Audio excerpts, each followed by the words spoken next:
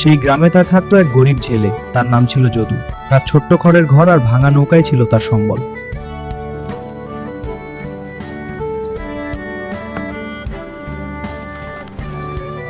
যদুর পরিবারে ছিল তার বউ আর ছোট ছেলে।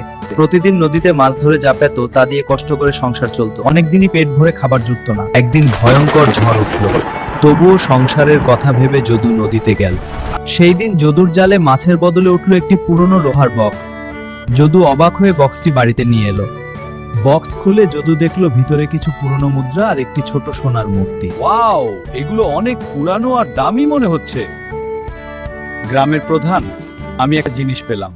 তোমার সততা দেখে আমরা মুগ্ধ জাদু। হ্যাঁ, সত্যিই খুব ভালো কাজ করে। গ্রামের প্রধান জানালেন, এটা বহু বছর আগে হারিয়ে যাওয়া মন্দিরের সম্পদ।